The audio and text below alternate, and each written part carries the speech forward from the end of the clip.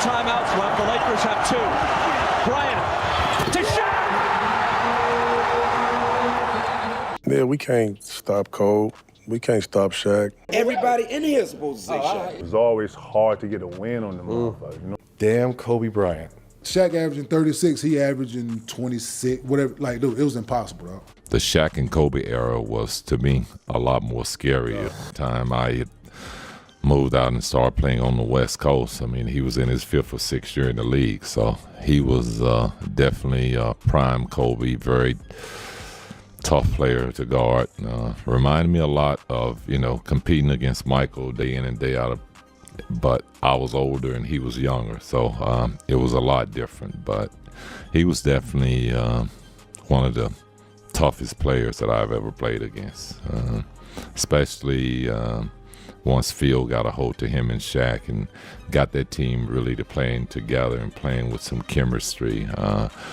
They were a very special team. We talk about Golden State and what they did with De La Ron, but the Shaq and Kobe era was, to me, a lot more scary of what they could have done had they stayed together than the Golden State era. There was a stretch in the early 2000s when the whole NBA felt like it was locked in the grip of 2 giants, Kobe Bryant and Shaquille O'Neal. And it wasn't just about grabbing wins. It was about straight up taking over every court they stepped on. Shaq came in like something the league had never even dreamed of. A 7-foot, 340-plus-pound machine with guard-level footwork and the kind of strength that made defenders look like they got hit by a moving truck. He didn't just score in the paint. He ruled that space like it belonged to him. Teams tried everything to slow him down. Double teams, triple teams, fouls that looked like wrestling moves. Nothing made a difference. He was simply too much every single night. And then there was Kobe, young, locked in, and hungry, with eyes that stayed focused like a laser. While Shaq brought brute force, Kobe brought that sharp edge, that slick skill and finesse, plus a killer instinct you couldn't teach no matter how many hours someone spent in a gym. Together, these two didn't just fit, they detonated. They became one of the most dominant duos the NBA has ever seen. From 2000 to 2002, they pushed the Lakers to 3 straight championships, sweeping squads, crushing contenders, and making the whole run look almost effortless. Every game felt bigger than a simple win. It was a loud reminder that nobody had a solution for them. Sure, behind the scenes there was real tension. 2 stars, 2 legacies, both wanting their names stamped into history forever. But once the lights came on and the ball went up, they turned into a nightmare matchup for the entire league. Kobe and Shaq didn't just run the NBA. They flipped it, reshaped it, and for a few wild years turned the whole league into their personal stage. Now, here's how NBA legends and former players describe just how unstoppable that duo truly was.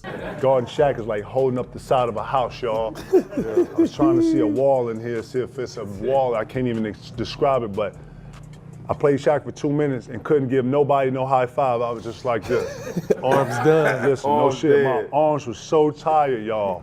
I couldn't, like if you slapped me, I would have to be like this. You know what I'm saying? I couldn't even guard, I couldn't even protect myself, but playing those two brought the best out of you every time you played them. Every time you played Kobe, it was nothing shy or nothing less than electric. And it was all about wins. It was all about wins and rings. And when I got to Boston, it was just different times. Mm-hmm. But I've always enjoyed playing against those guys. It was always a challenge to play those guys, and it was always hard to get a win on them motherfuckers. You know what I'm saying? Mm-hmm. Straight up. You always had to be at your best and bring your best from start to finish if you were playing against him or any of his teams. And I think that's what I appreciate about remembering playing against him and being on the court with him. A fierce competitor and always demanding more of his team and his teammates than probably was possible. But he wanted to win that much. He wanted it that much, and it was an honor to share the court with him. It's the first time we had to go against the Lakers, so I don't think anybody was going to beat them. At that time. Shaq was different. Oh, was he 36? Was it 36 and 12 in the finals? Yeah,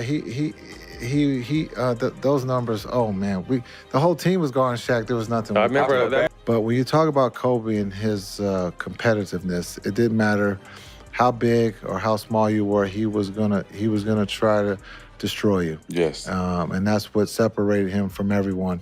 He was an assassin. He would cut you, and by the end of the game, you didn't know that you were going to bleed out. And so that's just his mentality. Kobe we tried everything. He was just, well, you couldn't stop him. He was full-on Kobe mode. Unguardable. Yeah. So one time we kind of had him in the corner and the shot clock was going down and it was right in front of our bench. Somebody played him from the top side so he couldn't turn around over his left shoulder to shoot with the right. So he kind of like is stuck there, he sees the shot clock, he just turns around, shoots it with the left, draws, three-pointer from the corner, and we're all like, what? I mean, it's just, his skill level was unbelievable. There was not one shot that he didn't have in his repertoire. So to me, in my 20 years, he was probably the best offensive player or best player I've seen and faced. And then another great LA story is, of course, Shaq was on top of his game. You know, they were winning every year. So Coach Nelson, Donnie, had the idea, okay, you're gonna guard Shaq. And I kind of looked at him and I was like, okay, is this a joke? I mean, the game starts right away. He, of course, kind of seals me. I get around, lob comes, Sean comes. He basically elbows us both out of the way and dunks it as hard as he could. Of course, the plan didn't work at all. So that was my Shaq story. I tried to guard him, and he left the game with 46 and probably 24 or something. Last time you guarded him? Yeah. How tough were they, though? Huh? How tough were they in their bag, though? No, it's. But you were someone you had to guard. You were a rare person who could guard Shaq, and you had to guard both Yeah, of but them at times. I was the roamer. I was the double guy because it fit like weight-wise, I couldn't do nothing with that dude. If I did get caught on him, all I had to do was try to front him, and he just pushed me up the lane. They throw the bitch How over strong the top. was he? Impossible to guard. Impossible. Yeah. Listen, man. So you pick your poison. Do you try to play him straight up? You know what he gonna do. Do you double? Swings. Now you got Derek Fisher going 4 for 7, Robert Ory going 2 for 5, Devin George going 2 for 5. Like, it's just pick your poison. So then what do you do? And then you got the other animal that one-on-one is destroying us. Everybody in the world. Shaq averaging 36, he averaging 26, whatever. Like, dude, it was impossible, bro. Kobe and I did a shoot. It was he and I versus, at the time, you guys remember on MTV, The Real World, the cast, the people that all lived in the house. This is when reality TV was just starting. It was Kobe and I versus The Real World.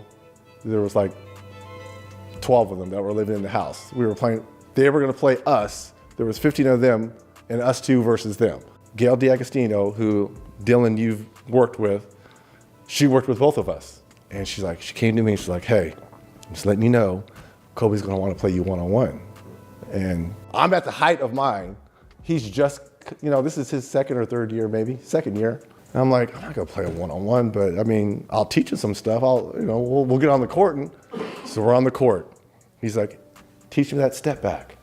I wanna know about that step back. What are you looking at? Are you looking at the feet, the knees? He was a true student. Fast forward to the finals, Shaq goes down. Game 4, Shaq fouls out. We're thinking, shit, we about ready to tie this thing up. They had won the first 2 in Staples. We won game 3. We're about ready to tie this thing up. Damn, Kobe Bryant turned into the reincarnation of MJ. And not only did he turn into the reincarnation of MJ, same shit that I was teaching him in those step backs, hitting it on me. G. Miller squaring him up. These two guys played one-on-one all summer in LA. Kobe takes it between his legs. He pulls it back. I'm like, this dude prepping for this moment 3 years ago. I mean, he was in his 5th or 6th year in the league, so he was definitely a prime Kobe, tough as ever to guard, one former player said with a shake of his head. He reminded me a lot of competing against Michael day in and day out, but the difference was I was older and he was younger, so the whole matchup hit different. He added, he was straight up one of the toughest players I've ever dealt with, especially once Phil got a hold of him and Shaq and pulled that whole squad together with real chemistry. That team became something serious. Another voice jumped in, saying, people talk about Golden State and what they did with DeLaron, but the Shaq and Kobe era was way scarier. He didn't hesitate to emphasize it either. Kobe, we tried everything. He was just, you couldn't stop him. He stepped on the court and went full-on Kobe mode. Someone else chimed in. His skill level was unbelievable. There wasn't a single shot he didn't have in his bag. He kept going, saying, in my whole 20 years, he was probably the best offensive player. Honestly, the best player I've seen or faced in real time. Then the conversation shifted toward the big man himself. Another great LA story is Shaq being on top of his game, one player said, leaning back as if reliving the moment. different. We ran into Shaquille O'Neal in his prime, like full-on killer mode. Nobody could do anything with Shaq, not a thing. He was so fast, so strong, the matchup wasn't even close. He finished with a wild line, and Shaq had to get assaulted every game just to slow him down. Shaq is hilarious. He is. So in practice, here in LA, everybody's late everywhere, typically because it's LA traffic. Right. So there were days where Shaq would come into practice a few minutes late, and we always had a meeting at the beginning of practice. So if Shaq comes in late, like, it's obvious to everybody. You're right. Plus he's Shaq, so it's obvious. He can't be missed. Can't be missed. Right. So there were days where he would literally walk in and say, sorry, Phil, I was late because it was an accident on the 405. It was a chicken truck full of chickens, and it was an accident, and there was chickens all over the 405. And I couldn't get around it, so that's why I was late. No. No, seriously. So that was Shaq for us. Even though he was super dominant on the court, he always helped us to laugh and not take ourselves so seriously. On the other hand, right, Kobe was a funny guy, but he was the guy that always brought us back to that super seriousness. We miss him greatly. You kind of take yourself back to this moment of the day before you played that game, and you're saying one game to go to the NBA Finals. Well, you know, I think we were in a position, maybe OKC now. I heard Chuck say morally defeated. Coming off of Game 6, I've never been in a position we didn't know how to feel. So Game 7, we knew we were at home, but, you know, we knew that we were playing against two current Hall of Famers while they were playing in the league, and a Hall of Fame coach. And, you know, it's you guys talk about that level of trust you have to have and being at that moment. And so it was just a good game, and we lost to a better team that day. And so, Ernie, I just remember I think I played 50 minutes or something like that. I just remember being totally exhausted, mentally exhausted. On that lob play, arguably one of the greatest lobs, they say, Kobe shook up top, threw it up there to big fella. What are you thinking at that point? Yeah, you was under there. Yeah, I was under there. Yeah. I'm in the picture. I ain't gonna front. You was under there. I thought I could get it. So, to me, I think that was their deciding game on that dynasty that those guys had. The Black Mamba, I mean, man, deadly. He was just, to me, one of the greatest ball players I've ever seen to play basketball. His quickness and agility and ability to get his jump shot off from anywhere, you had to respect that. He was an issue for the defense. Well, I think the Black Mamba is appropriate. He makes shots with guys draped all over him, you know, falling down, left hand or right hand. I just, you know, witnessed him doing some amazing things. The Lakers are champions, back-to-back titles. Every time he played me and I posted him up and I got it, he would always come over to me and sneak it in my ear.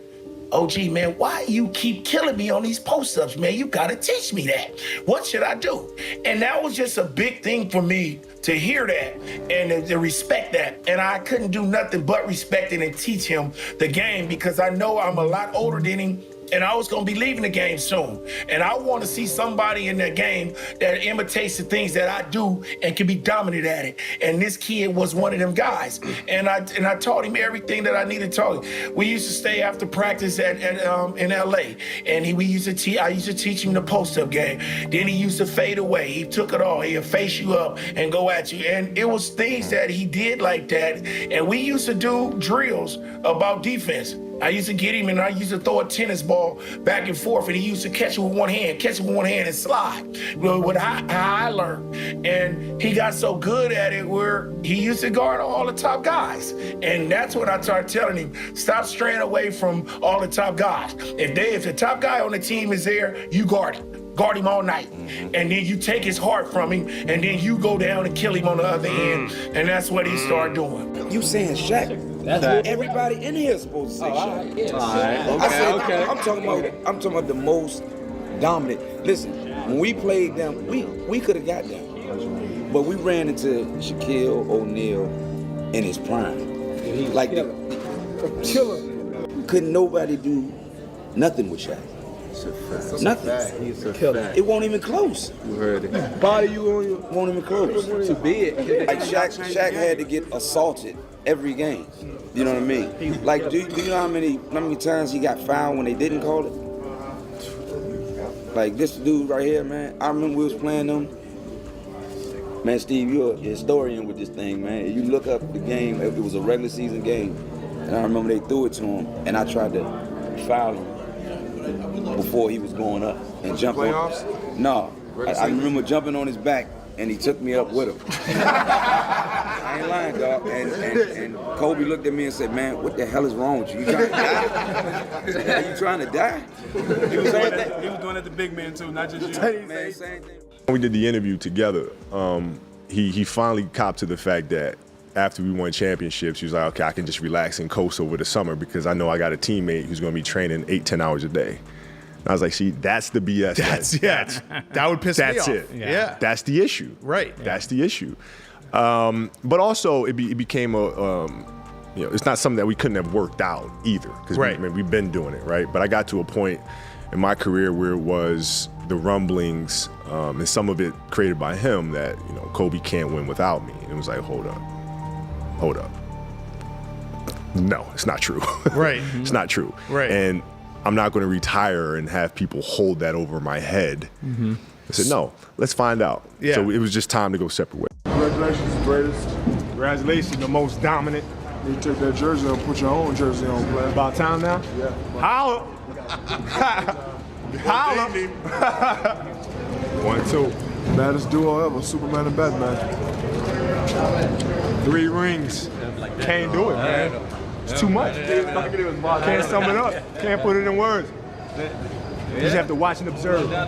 And before you dip, make sure you hit that like button, smash subscribe, and turn on the alerts so you never miss a new video. Big stories, big debates, all of it straight to you.